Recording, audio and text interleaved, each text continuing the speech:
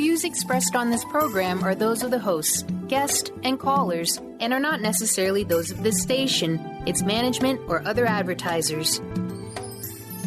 You're listening to Transformation Talk Radio.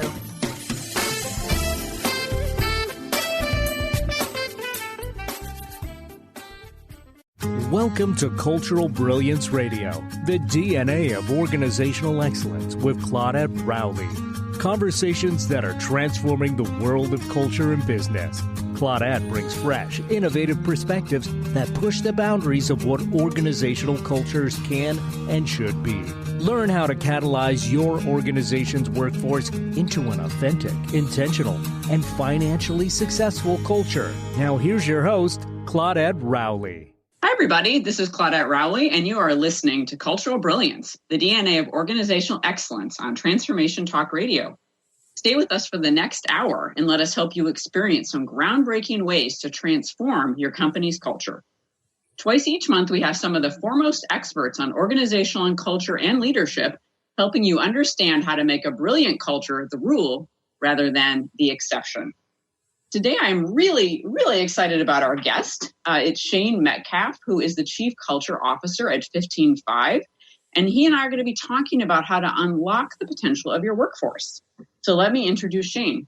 Shane is a seasoned executive coach, and as I mentioned, the Chief Culture Officer at 15Five, which is an industry-leading performance management software company.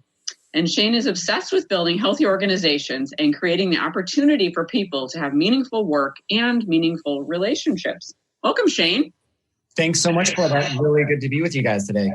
Yeah, great to be with you. Great to be with you. So tell us, I think 15Five, right? That's the place to start. What are you guys doing over there? Yeah, sure. So 15Five, so we consider ourselves a continuous performance management software. Mm-hmm. And what that does is that if we look at what's kind of the cutting edge and how do we design healthy, thriving cultures, we need to build cultures of continuous feedback, where you're having the right cadence of the right conversations, you're asking the right questions, you're setting the right goals, and you're kind of putting in place this organizational scaffolding to make sure that all of these things are actually happening. And so we build software to do that. If we take a step back and really look at what's our deeper why as an organization, we exist to help create the space for people to be their greatest selves. We really think that that's business can play a role in helping each one of its people inside of an organization thrive, not just in their work lives, but in their personal lives as well. We spend so much time at work. And so how can we really make the most of that? And so we build software to make that easy for companies to do. Oh, wow. I love that. Creating an opportunity for people to be their greatest selves, their best selves at work. Right? Yeah, absolutely.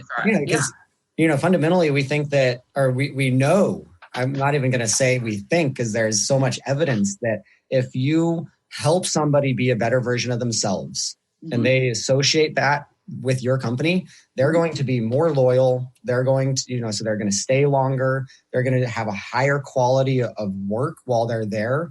They're going to contribute to the people around them. And it's going to just generate a lot of goodwill. It's going to make you're going to make more money as a company. You're going to recruit people easier. You're going to, and so that's a lot of what we're focused on is building these tools. And so what that looks like is weekly check-ins, OKR tools, so objectives and key results, one-on-one features. What we call a best self review instead of the annual performance review. We think that there should be a quarterly review that's actually about helping you be a better version of yourself. Nice. I'm sure many companies would be thrilled to have a best self review versus a performance review, right? We're counting on it. Yeah. That it's versus the performance review, which is, as we all have experienced, often can be kind of demoralizing, right? Depending on how it's done. There's a reason why dreaded is often associated with performance review. Right. Dreaded performance review. And there's a lot of really interesting research that shows almost nobody likes it. Managers don't like it. The HR teams don't really like it because they're not getting what they want out of it. And often it's really just an excuse to fire or promote people to distribute rewards. And so and there's a lot of unintended consequences of performance reviews, of getting people into more of a fixed mindset. Maybe there's some really good feedback in there, but if there's a number, if you're just being reduced to a number and a stack ranking, that's all you're really going to be paying attention to. And so you miss out on some of the juice, some of the goodness of what is happening inside of that performance review, which is things like 360 feedback and, upward feedback and helping you see your blind spots. And so we've really taken an approach where we're partnering with people like University of Michigan and Penn State, and looking at all of the cutting edge social science that's coming out of these universities and helping and using that to inform how we develop our product so that we can be moving the way that we manage people into the 21st century and getting rid of some of the industrial industrial revolution hangovers of how we've managed humans. Absolutely. And I'm curious with the best self review, this quarterly review or discussion, I'd love to hear an example of a question or two that gets discussed during a conversation like this. It'd be really interesting to hear more about it. Yeah, and so we have a lot of templates of questions, and so it's still customizable because we understand that each business has specific needs. Yeah. But some of the questions and themes that we're talking about are strengths development. So, are you aware of your strengths? Do you feel like you're able to use them on a regular basis? How much flow are you experiencing in your work? What do you want to be able to do in 6 months that you can't do now?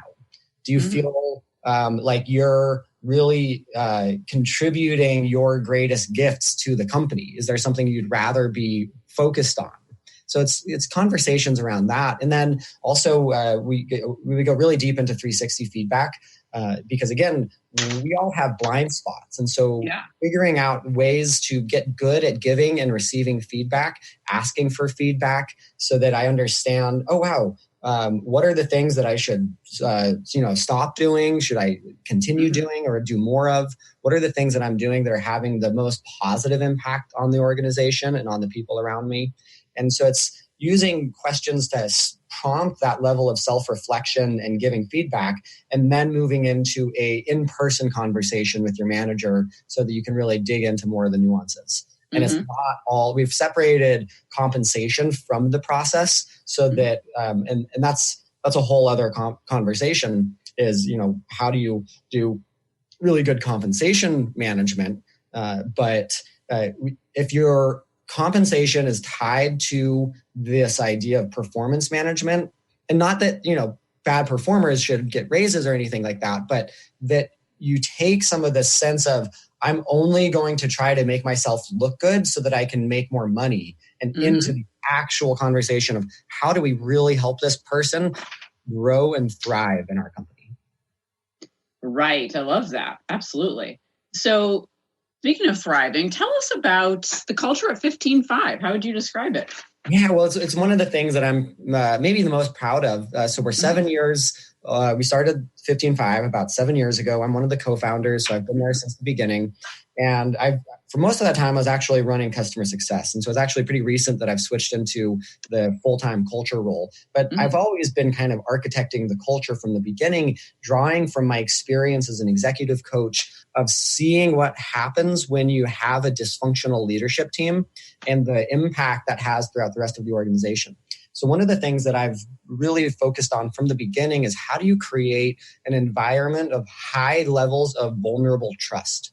How do we get us, back when we were 4 people or, 10 people, it was a very different equation. But in a way, the principles stay the same. And so I had we've always done a lot of things for us to connect on more human levels. So we play a game called Question Friday, and we still do this to this day. Actually, just this morning, we had everybody in the company hop on a Zoom call, and we ask a non-business related question. And so this morning was, what is a way that you feel deeply appreciated, and what are some examples of how that's shown up in the past?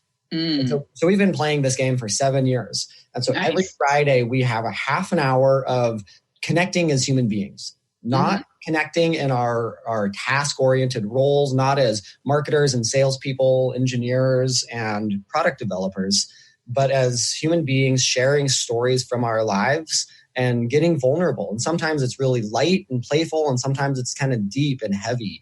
And some of the maybe things that we typically don't think as what we would lead with in our professional environment. And it's still, we really respect people's personal boundaries, but it is about making space for the full human being and the many dynamics of what it is to be a human, because it's not always easy. It's not like we don't all have our own personal struggles and insecurities. And when we begin to reveal those to each other, that's when we really are able to build a culture of empathy, compassion, understanding, curiosity. And so those are the kind of some examples of how we've really focused on building our culture of, and we do things like company retreats and quarterly retreats where we get into nature, we go into inspiring environments where we can, because we're also distributed. So we have some headquarters in San Francisco, New York, and Raleigh, but a lot of people that are remote. And so it's getting that FaceTime in person is also so critical. And I think the vast majority of teams today have some level of remote. And so, creating the space for deep psychological safety, allowing vulnerability and human connection is one of the most powerful things that you can do to build a healthy organization. Yeah, thank you for sharing that. I love that example of Question Friday and, what it's like to get to know other people on a human level. And like you said, how that impacts performance and trust and just the ability to communicate effectively. Yeah. One of the things I was curious. Oh, go ahead. Yeah. Well, I was just going to say, I think it also starts with having a clear purpose. Yes. Organizations that are purpose driven have been demonstrated to outperform organizations that don't have a clear purpose. And once you have that purpose, it's really important that you continue to communicate it. You keep it alive through the conversations. You talk about it on a regular basis. You ask people how you think we're doing around that purpose. You engage the individuals in wondering and being curious about what their purpose is. Because we really think that purpose shouldn't be just for entrepreneurs. Purpose should be you should be putting in time and effort to help each person in your organization understand what is their purpose? What are they really passionate about? How does that sync up with the companies? And if it doesn't sync up with the companies, well, can you support that person in pursuing their dreams so that it's not just about I'm committed to you as long as you work for my company, but I'm committed to you for the long run, and I want you to permanently be better off for having worked at my company. Yeah, well, it sounds like such an incredible investment in the people, right? When you're focused that way, that you're really seeing the whole person, you're looking at them very, very, very differently than that. Like you said, the more of the industrial age model of looking, of thinking about really not even people but employees, right? Yeah, absolutely. Very different mindset. And it pays dividends. It's one of the best investments you can make. And there's a lot of financial kind of strict financial arguments you can make that it's a good investment. That's amazing. So we're going to take a quick break. And when we come back, I'd love to hear more about those statistics. And the other thing I'm curious about too, and I'm sure listeners are as well, is what are some of the forces that are actually causing the shift in approach that you're talking about so beautifully today? So you're listening to Cultural Brilliance, the DNA of Organizational Excellence. I'm Claudette Rowley. Stay tuned and we'll be right back.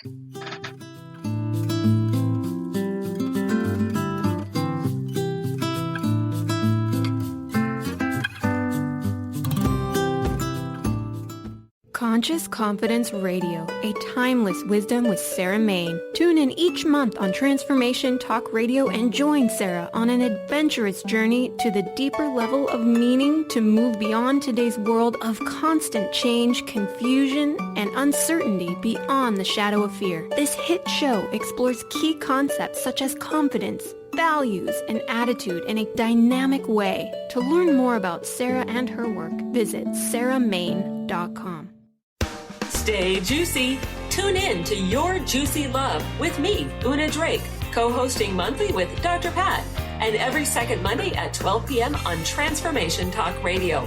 My show, Your Juicy Love, helps you find the dynamic, life-affirming love you've always wanted. Transform your relationships and bring peace, joy, and juicy, juicy love to planet Earth. For more information, visit unadrake.com. Demystifying the Journey on From Here to There Radio with your host, Diane Garris. Tune in every third Wednesday, 4 p.m. Pacific Time on TransformationTalkRadio.com as Diane helps you get from where you are now to the life you envision. Get ready to get unstuck and move forward. Every show features a new special segment, New Age Notes, demystifying hot metaphysical topics of the day. For more information or to work with Diane, visit DianeGarris.com. On the cutting edge of the new mainstream, Christine Upchurch is passionate about bringing together science, psychology, and spirituality in a way that can be applied to our everyday lives for true transformation. The Christine Upchurch Show, stellar conversations to illuminate your journey, engages some of the most outstanding visionaries on the planet in lively dialogue to inspire you to become that bright light you're meant to be. Join Christine every Friday at 11 a.m. Pacific Time on KKNW, AM 1150, and Transformation Talk Radio. This is Debbie Pokornik with a moment for standing in your power. Self-control begins with noticing how different feelings present themselves in your body. When you're feeling sensitive, for example, your chin might quiver, tears might well up in your eyes, and your voice might catch in your throat. Anger, on the other hand, might appear as tension in your jaw, back, or arms, along with clenched fists, heat in the upper torso, scowling, and a strong desire to yell. The more aware you become of your body cues, the easier it will be to recognize when you're on the road to disaster. Choose the emotions that cause you problems, then start noticing and logging the body cues that come with them. For information and to work with Debbie, visit empoweringnrg.com. That's empoweringnrg.com.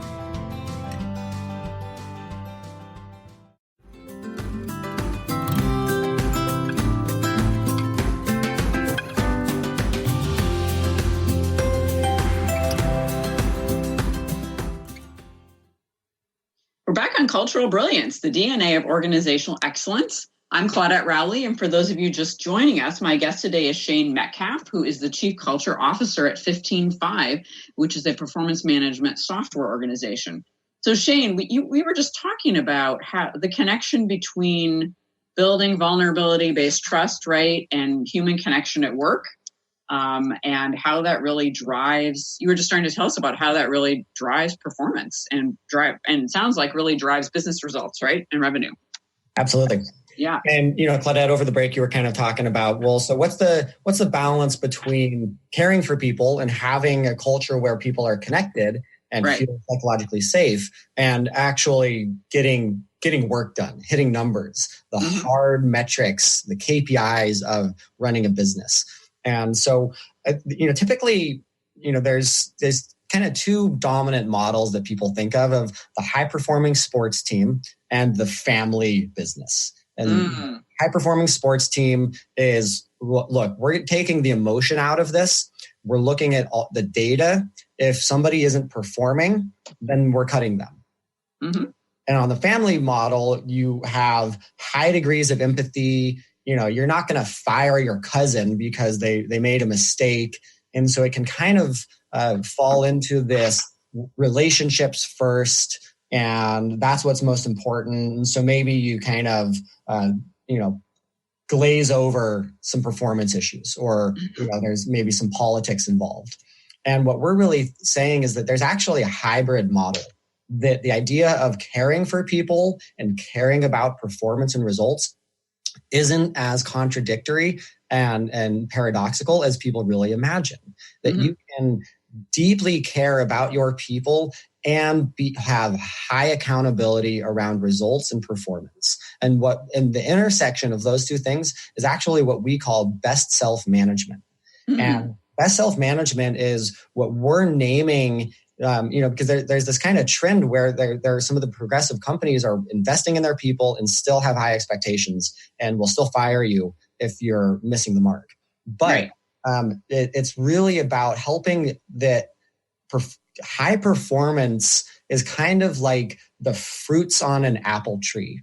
And so the fruits you can think of as, hitting quota or hitting deadlines on time, contributing to the culture in a positive manner, being aligned with the values of the company.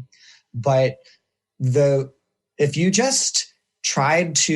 didn't understand root systems and soil health and all of the invisible elements that go into producing those apples on that apple tree, then you're going to be managing how can I get the right, how do I water the bark on the tree? How do I prune the tree? But if you're ignoring what's below the ground, what's invisible, then you're going to really fail at producing good apples. Mm-hmm. And so what we think is that by focusing on helping be their best self, you're watering the roots. You're going to the roots of high performance. Mm-hmm. And in that scenario, you still are caring about and investing in your people while holding them accountable for high performance. And so we actually think that when you combine these two, you take the best of both models, of the family model and the high performing sports team. This is the cutting edge. This is what all companies should be thinking about. How can we accomplish this? Because that's when you unlock loyalty and creativity and people actually doing their job because they want to, not because they're being kind of coerced or motivated by fear. They're being motivated by purpose and autonomy. Yeah, that kind of purpose and commitment. And I was thinking about while you were talking that it's in low trust companies, in my experience, at least as a consultant, almost always have low accountability. Not always, but that often goes hand in hand. And so it makes sense that this high trust, right, high psychological safety, caring kind of company would also engage in high performance and accountability, right? And Absolutely. Get the best kind of results. Yeah. Low trust is going to mean that you're not really getting the truth from your people. Right. People aren't going to be sharing the things that they really see. Maybe frontline customers see ways to improve the business process. But if they don't trust their manager and can go out on a limb and say, hey, I've got kind of a crazy idea. What if we did this? If they don't trust their manager, they're going to just be covering their ass. They're going to be doing the minimum to do their job. Mm-hmm. Or they're going to be trying to take credit for things. They're not going to be working as a team. They're not going to be as collaborative. And so there's extremely high cost to low trust. Yeah, I agree with you. I've seen, I won't even, of course, go into it, but I've seen so many examples of really just a trail of debris literally being left behind, in low trust environments. So it's pretty significant. And I loved your analogy of the high performing sports team in the family business. And I've been consulting in a company that is no longer a family business, but you started out as one. So you see the vestiges of it in terms of, although we've transformed a lot in terms of what you were saying, where relationships come first before everything, before performance, before everything. And it's been interesting to help them shift into more of a psychologically safe and a more accountable, high performing organization. And as we've been doing that, though, they're noticing that problems are just getting solved much more easily, problems that have plagued them for a long time. So it's pretty amazing what happens when you help an organization move in that direction. Yeah, absolutely. I'm a big fan of the Radical Candor book and model, and kind of in the upper left when there's in that model is ruinous empathy, which is ruinous empathy. Yeah. You care about people, but you're not willing to confront them about what's actually happening or places that they're screwing up. And then that's when, it just becomes this, I'm not going to actually tell you the truth to your face because I'm afraid of hurting your feelings. And that's really uncomfortable for me. And that just, that's not a good equation. It's not going to, you're not going to unlock the potential of your people. You're not going to really achieve the full potential of your company. Because ultimately our companies are made up of people, which is why we really say if you focus on and unlocking the potential of your people, you're going to have an amazing company. Your culture is going to thrive. Your revenue is going to thrive. And you yourself as either a business owner or a manager or an employee are going to thrive. And, life is too short to work jobs that suck. I'm just sorry. I think that the statistics around 70% of the American workforce is disengaged, according to Gallup polls. And that's heartbreaking, because I think we've all probably had experiences of being disengaged at work, and it's uncomfortable. It's not like we're like, oh yeah, that's an easy place to be. And so that's why I think that, we're kind of sounding this clarion bell around, hey, we can do better. We can build cultures that whose natural byproduct is engaged and fulfilled employees who are doing the best work of their life. Mm-hmm. Mm-hmm. Yeah, I mean, I love to think about what would it look like if every company had that, right? I mean, we'd really be transforming the whole world. I mean, the power behind that in a positive way is pretty amazing, right? And I think what we're really curious about is, okay, what impact can we have on that in the next 10 years? Mm-hmm. And, we're not doing it alone, which is why we love partnering with organizations who believe what we believe, because there's just some incredible developments happening in the world of work, and we want to be a part of that. Mm-hmm. Absolutely. And so one of the things that this is a great segue into something else I was really curious to ask you about, which is and you've alluded to this, but it'd be great to hear a little bit more about it directly, that there's really a shifting approach to managing people. And as you said, it's not just your company, right? There are other people focused on it as well. And what are some of the forces that are driving that shift? What have you guys been noticing? Yeah, well, I think that there's a lot of research coming out from neuroscience and from positive psychology, motivational theory, that are pointing the way to understanding if you can have somebody be intrinsically motivated to do their job, that person is going to beat the pants off somebody that's only extrinsically motivated. And so extrinsic motivation would be, I don't really care about this job, but there's money, and they're going to, maybe I'll get a bonus, or maybe I won't get fired. Those are all extrinsic motivations. Mm-hmm. An intrinsic motivation is, this feels aligned with the work that I'm meant to do here in the world. This feels aligned with me becoming a better person. This feels aligned with me actually contributing and helping somebody else in a genuine way. And so if you can align your incentives and your purpose as an organization to tap into the intrinsic motivators of your people, that's when you're going to see a much more functional culture. You're going to see people going above and beyond the minimum that's expected of them. And they're going to feel some ownership of the problems that you face as a company. And so they're going to say, great, well, I can help out here, or here's this idea, or I'm going to just do the best work of my life because I actually care about this. So that's one of the big shifts, I think, is moving from extrinsic to intrinsic motivations.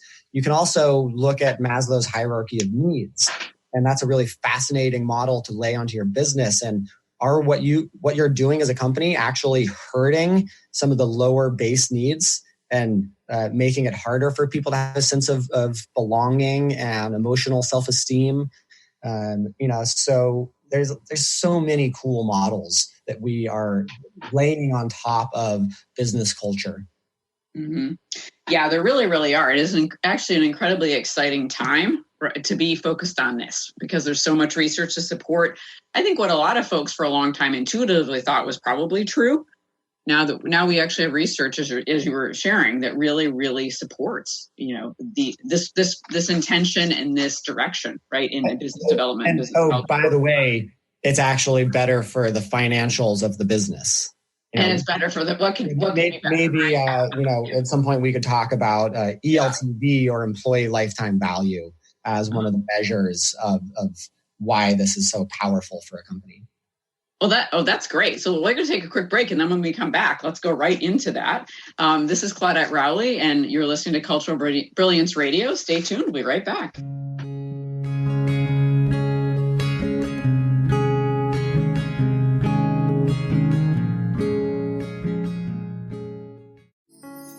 Are you ready to stop stress, anxiety, and low self-esteem from running your life? Join award-winning author Dr. Friedemann Schaub for Empowerment Radio and learn breakthrough solutions to switch out of survival mode and approach every day with great ease, joy, and purpose. Tune in the first and third Wednesday at 11 a.m. Pacific to Empowerment Radio with host Dr. Friedemann Schaub on Transformation Talk Radio. Visit thefearandanxietysolution.com to learn more. Tune in to Knowledge Book Radio with host Marge Potasic each Tuesday at 1 p.m. Pacific, 4 p.m. Eastern on TransformationTalkRadio.com. Through many experiences, Marge was led to the Knowledge Book, a gift to humanity in its transition to the Golden Age, and it provided the truth and the answers. She now shares information from the Knowledge Book with you each week on TransformationTalkRadio.com. For more information, visit usa.theknowledgebook.net. High-frequency healing for an amazing life with Source Light Radio. Join host Laura Barton each month on Transformation Talk Radio as she explores Source Light integration, a unique spectrum of energy, light, and frequency. Experience instantaneous healing and amazing shifts in consciousness with Source Light Integrations Radio. For more information on Laura and her work, visit sourcelightintegrations.com. Hi, I'm Barbara Scheidegger, clinical hypnotherapist and founder of Swiss Hypnotherapy. My goal is to help you to reach your goal, and this is a tip with purpose. Everybody wants it, and nobody has enough of it. But it comes to a point that you have to tell yourself, I can get more. I want more. I deserve more. I'm talking about money. More money, more money, more money. That's what people want. But what has to be done? Your thoughts have to change.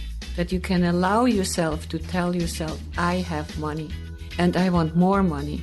How much money? What is it? Put it out there. Write it down. What would you do with more money? How would you feel to have more money?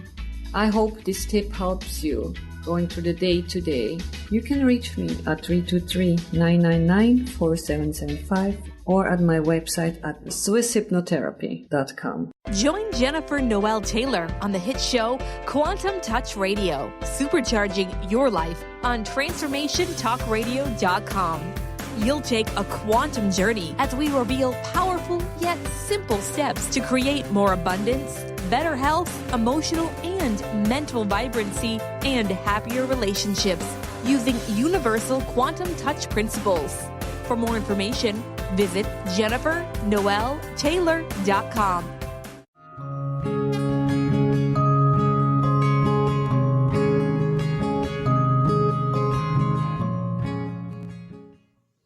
We're back on Cultural Brilliance Radio. I'm Claudette Rowley, here with my guest today, Shane Metcalf, the Chief Culture Officer of 15Five. And Shane, before we dive back into talking about this really interesting topic of how having a great culture really pays off, do you want to share with listeners how they can find out more about what you guys are doing? Yeah, sure. So most business owners are familiar with the idea of CLTV, or customer lifetime value. Mm-hmm. And it's basically what your customer pays you over whatever period of time they stay as a customer. But, question for the listeners is, have you really considered your employee lifetime value? Given fixed recruiting costs, the value of one employee versus another, and how they're able to contribute to your organization over time can be dramatically different. And so if you have high turnover, you're getting a terrible return. Not to mention that there's negative value that's created in getting a new person ramped up. You can dramatically increase your ELTV by getting people ramped up faster, increasing the value they're able to contribute to your company over time, and ultimately retaining them longer. I just saw a recent statistic that in an average tech company, workers are staying on average 18 months. Mm-hmm. So a year and a half. And which is really remarkable because I think it takes about 6 to 8 months for sales reps to be fully ramped. Mm-hmm. And so then you maybe get another 10, 12 months maybe of them contributing. But then on the tail end, there's a point when somebody makes the decision of, I think I'm going to leave this company. And that can be months before they actually leave your company. And at that point, contribution goes way down. They're no longer actually incentivized to have the company succeed. And so when you look at this, it's so expensive to replace people. It's estimates of between 1 and 4 times the annual salary is what it costs to replace one person in your company. Mm-hmm. And so if you have an engineer that you're paying, $120,000 to $200,000 for, and you lose them, that can be anywhere from that $200,000 to $400,000 to replace, and all of the training and the kind of just skill set and knowledge of the company that you're losing. And so by investing in progressive people programs, by investing in helping people be their best selves and growing and continually learning at your company, you're going to be a much more capital efficient company than your competitors on average. Well, it really sounds, thanks for spelling that out, because it really, it makes so much sense, when you say it that way, right? It's actually really, really logical. Yeah, I know, right? It's one of these things that's just like, oh, duh. Of course we should want to do what we can to retain our people. There's another interesting dynamic, and I think that this is part of the market shift that's happening as well, and why it's kind of the time has come for this approach to managing people, is that it used to be that managers were maybe the more valuable part of a company, that the individual contributors were more replaceable. It wasn't as big of a loss if you lost somebody. But now when you look at, that most of a company's value is in their IP, in the code, their code base, and these things that mostly individual contributors are adding to the company, that's when we start to see a switch and kind of a flipping of the org chart, where leaders are in some sense less valuable than the people they're leading. And which is why leaders should actually be in service of the people below them versus people below them at the bottom of the org chart being in service to the CEO and the shareholders. And that's actually the most powerful business model that's emerging. And I like it too, because it's kind of flipping the script of saying, hey, we're in service to you, not your, like, we're working for you. You're not working for us.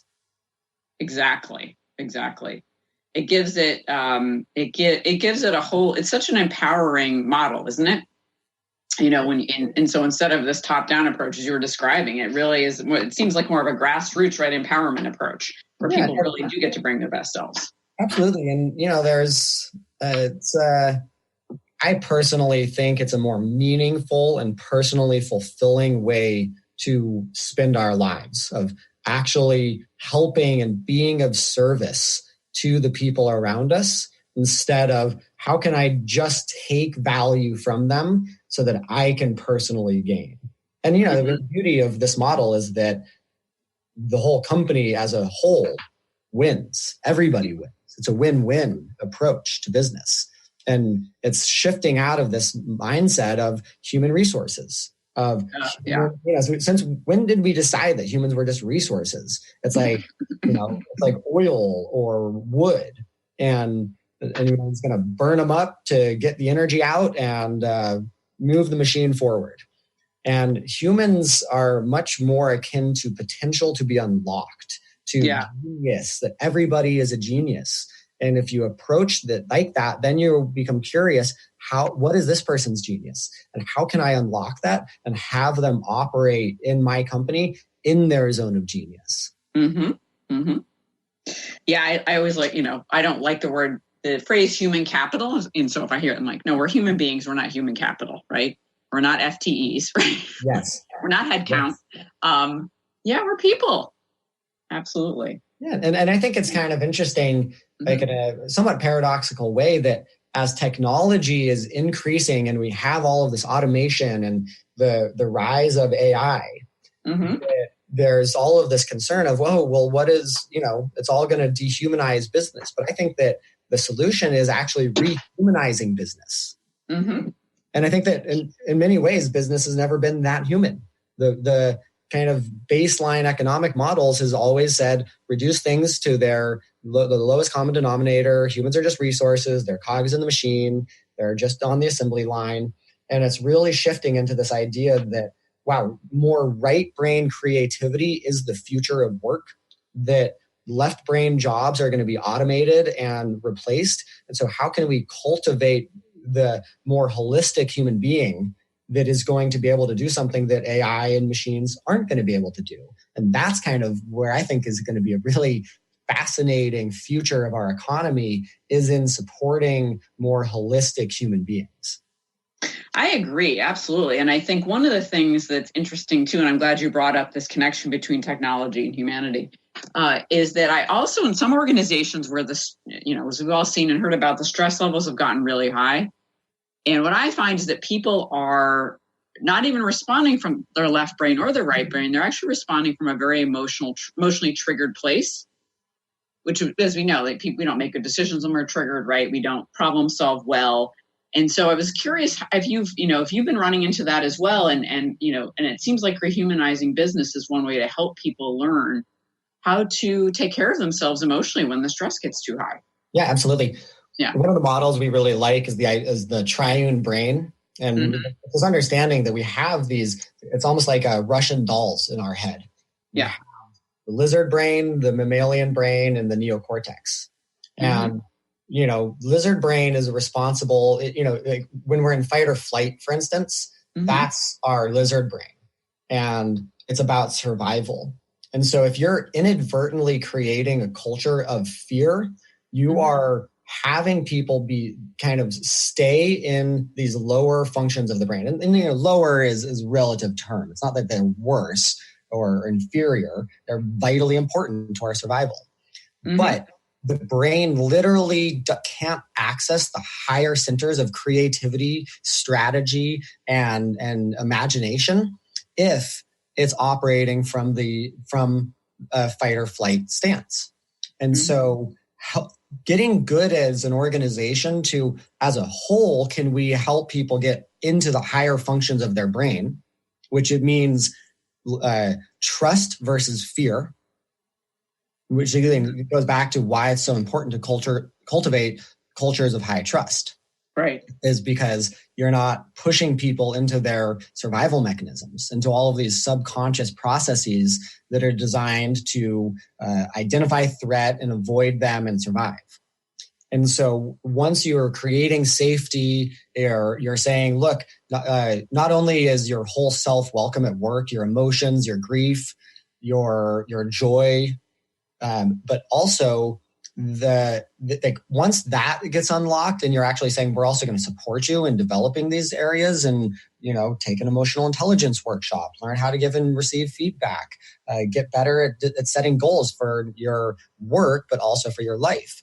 It engages these higher functions of the brain. And that's when you can become skilled as an organization of both holding space and not getting completely freaked out if somebody cries at work, but also helping people, regain their equilibrium faster.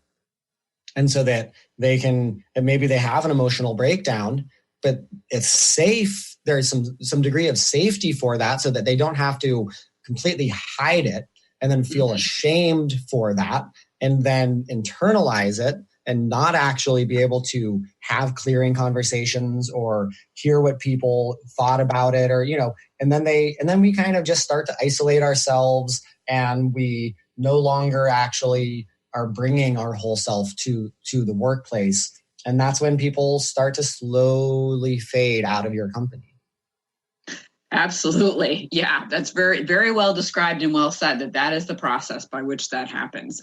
Thanks for really bringing that to life. We're going to take a quick break. And when we come back, Shane and I are going to talk more about some recommendations. As you've listened today and been intrigued by what you've heard and are thinking about, wow, how could we apply this to our company? We'll get into some of the next steps. Stay tuned. We'll be right back.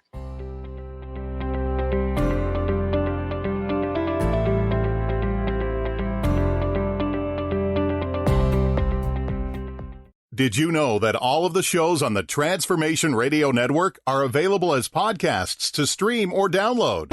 Really? Check us out. Go to transformationradio.fm. We have business shows, spiritual shows, energy healing shows, and pretty much everything in between. Something for everyone, guaranteed to inspire, educate, and transform. We are transforming the world one listener at a time. What is holding you back from living the life you are meant to live? Why is it vital to believe in something bigger than yourself? Are you in physical or emotional pain? Tune in monthly to Vibrant Purposeful Living. Awaken the vibrant life within you with Lou Paradise and Dr. Pat on TransformationTalkRadio.com. Lou's passion is to help everyone experience positive solutions for life. Find out more about Lou with Vibrant Purposeful Living at LouParadise.com.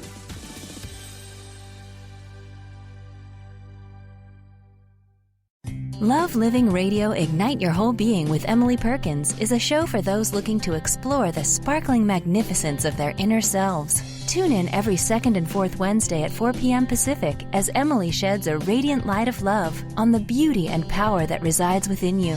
Discussing love in all its forms through conversations that provoke awareness, curiosity, and expansion, Emily shares the unlimited power of love.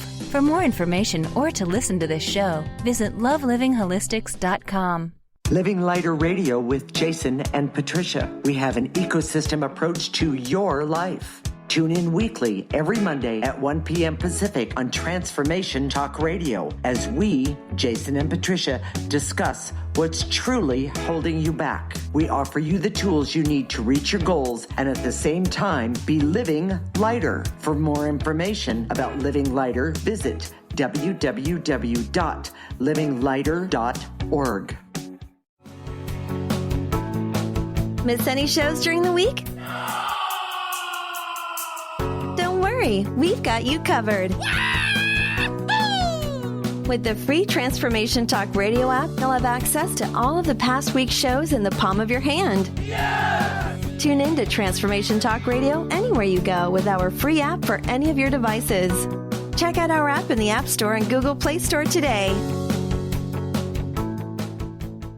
Hi, this is Laura Richer, host of On the Verge Radio. Sometimes you hear encouraging messages like transform your life now, become empowered, create the life you crave, and it all seems overwhelming and you're not sure where to start. I'm here to tell you that self-improvement is not always fun and easy, but it is always worth it.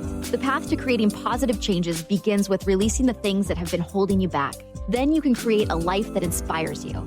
I know this because I've done it. You can find out more about what I do by visiting my website, SeattleHealingHypnosis.com. I look forward to supporting you on your journey.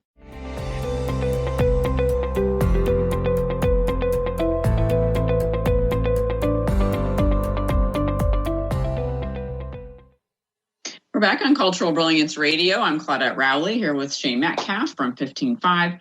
And Shane, as we're bringing our really interesting conversation to a close, I know we wanted to share with listeners, first of all, how they can learn more about your work. What's the best way?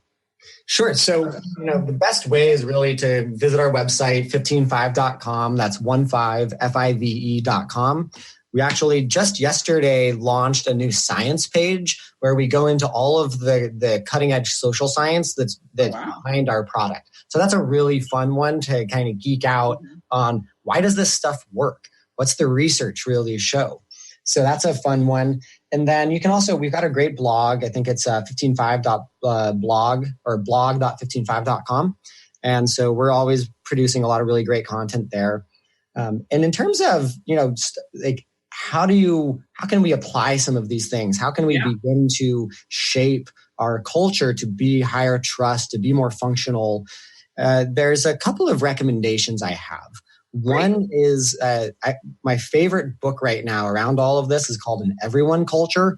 I love that book. Yeah, it's so good. It's I think it's one of the best places anybody can begin. So An Everyone Culture, becoming a deliberately developmental organization. And I think that's going to be just chock full of resources and ideas to get the gears spinning. Mm-hmm. I would also come up with a list of questions that you're asking internally as an organization of what kind of culture do we want to build? Mm-hmm. Where are we stuck? What is our purpose? Are we actually creating safe culture of psychological safety? Are we doing things that really are counterproductive to that? And so using inquiry and self-reflection to get an accurate and intellectually honest perspective of how you're actually doing right now. Mm-hmm. Another great book that I love is Mindset by Carol Dweck. Oh, yeah. And it's almost like, and I don't think she talks about this much, but what's the mindset of your organization? Are you a growth mindset as an organization, or are you a fixed mindset as an organization? As a leader in your company, do you have a fixed mindset about the people you're leading? Mm-hmm. And that's going to really determine if your culture stagnates or if your culture grows and continues to evolve. Something that we do a lot of internally at 15.5 is, okay, so we have our vision and our purpose of creating space for people to be their greatest selves. And then we have our core values, which, hopefully most of your listeners have a good sense of really kick-ass core values that they're operating and running the business from. If you don't spend time on it, it's really worthwhile. And then from those values, we look at how can we implement these and create rituals as a company to reinforce and live these values. Because you don't want to create values, stick them on a plaque on the wall and say, hey, we have values. Those aren't values. That can actually backfire if you're not committed to living and striving towards your values. Then people are going to say, wow, this company is a bunch of hypocrites. We have no integrity. We don't say what we say we're going to do. And so it can actually breed cynicism if you're not really committed to your values. And so in terms of rituals, we do the thing like the Question Friday is a good example of a ritual. It's every week. People don't have to think about it. Rituals are like brushing your teeth. They're effortless. And so we do gratitude meditation every Monday morning before we go through the hard numbers of how much money we're making and our top objectives and how we're trending on those. And Wednesday, we do a 5-minute mindfulness meditation with everybody. And I have a different person in the company to lead that every month. So people that have never meditated in their lives are leading the whole company in a meditation. It's really fun. It's a growth for them. And so finding ways to have your values come to life. I can't recommend also doing a company retreat where you're getting people get out of the city, get out of urban environments, go to nature, find a retreat center, rent an Airbnb somewhere, and get out of the ordinary milieu. And so that you can be in inspiring places. And that's one of the most effective things we've done, I think, in terms of creating strong bonds between the people in our company. And then it's about finding what are the things unique to you and actually developing those. And, because a good culture is not going to look like any other good culture. There might be some commonalities, but the thriving culture is the expression of your uniqueness and the uniqueness of all the individuals that make up your organization. It's true, right? Sometimes folks will mistakenly think we should all be Google, right? Horrible idea. Right. And they call, every culture, I think every family and every fingerprint, right, are unique. And so it sounds like you're saying, find your essence, right? Find what makes you great as a company. Yeah. And then really play that up, double down, obsess over that uniqueness. The other thing I hear in all this, although you haven't said it explicitly, is the notion of fun. Yeah. This should all have some element of fun to it. Yeah. I think that, why so serious? Right. Not that there aren't serious topics, but can we bring an element of playfulness to them so that we're striving for, we like to think of work-life integration, not work-life balance. We think work-life balance is kind of a fallacy, but actually building cultures where you aren't miserable so that you have to have a vacation from it. Not that you shouldn't have vacation. I mean, we're a big believer and promoter of time off and of taking time to recharge. But, there's a lot lighter approaches to high productivity and getting results. You don't have to crack the whip and be so heavy about everything. Yeah, I hear that. Right. Like you said, there are always challenging things that happen in serious topics. But lightening up, looking at the positive, finding what's really working well, right? Yep. And it's interesting because we're trained, our neurology is given and kind of conditioned to code for negativity. Right. It's a survival mechanism. And what's interesting is that through, and this is all the stuff kind of coming out of positive psychology, is that through simple practices like focusing on the positive and a gratitude journal and these other things, you can actually switch the brain into a quote unquote positive state. And when the brain switches from negative to positive, that's when all the learning centers light up. That's when we can take in new information and integrate it and digest it and use it. And so it's, building positive organizations is when you also start to build learning organizations that have a feedback cycle and continually evolve and improve and become a better version of itself, just as the individuals inside of the company are becoming better versions of themselves. Yeah, so well said. I mean, and I think I love that your combination of something that's really, it's aspirational and visionary, and you've really combined it with the practical too, right? That this is also based in science, it's based in statistics and research, that all, you're really bringing both sides of it together. With a nice little sprinkling of straight up capitalism, because we think this is also the way for everybody to prosper more. Yes, absolutely. With straight up capitalism, right? We're still going to make money doing all this. Yeah, absolutely. Just in case any of the CFOs out there are concerned about that. Exactly. What is all this stuff? Yeah. So Shane, I want to thank you so much for being on the show today and really sharing, your wisdom and your knowledge and all of your expertise. I think we all really benefited. Thank you. My pleasure, Claudette. Yeah. And I think, and also really just, talking about how to unlock the potential of our workforces, which I know is one of the reasons you and your company exist. So really great to have you on the show. And I want to thank everybody for tuning in to Cultural Brilliance Radio. As always, we had a great time. Please join us the second and fourth Fridays of every month at 1 p.m. Eastern and 10 a.m. Pacific.